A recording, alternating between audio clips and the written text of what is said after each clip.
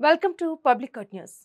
Assembly సమావేశాలకు హాజరు కాకుండా సొంత అజెండా నడిపిస్తున్న వైసీపీ అధినేత జగన్కి వరుస షాకులు తగులుతున్నాయి. రాజధాని జిల్లా గుంటూరులో ఒక సీటు దక్కించుకోలేకపోయిన వైసీపీకి మాజీ ఎమ్మెల్యేలు కూడా దూరమవుతున్నారు.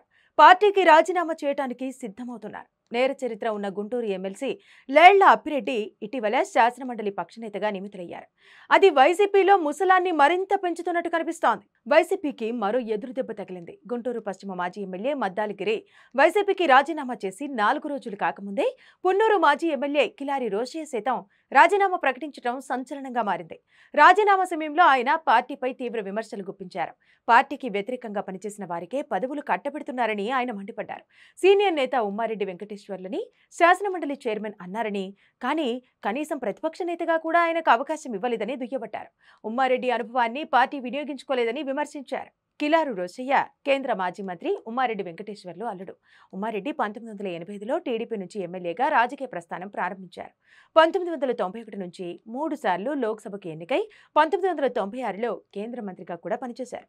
తర్వాత టీడీపీని వీడి వైసీపీ బాట పట్టిన ఆ సీనియర్ కాపు నేతని జగన్ కనీసం రాజ్యసభకు పంపించకుండా ఎమ్మెల్సీగానే పరిమితం చేశారు. మొన్నటి ఎన్నికల్లో పొన్నూరు ఎమ్మెల్యేగా ఉన్న ఉమ్మారెడ్డి అల్లుడు కిలారు రోషయ్యని గుంటూరు ఎంపీ అభ్యర్థిగా మార్చారు.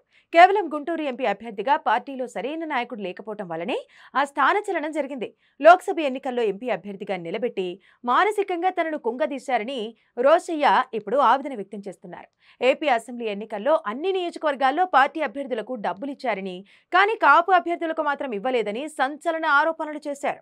మండలిలో విపక్ష నేతగా అప్పిరెడ్డి ఎంపిక విషయంలోనూ కనీసం ఎవరితోనూ చర్చించలేదని రోషయ్య మండిపడ్డారు. గవర్నర్ కోటాలో ఎమ్మెల్సీ అయ్యే నాటికి అప్పిరెడ్డిపై 2 హత్య కేసులున్నాయి.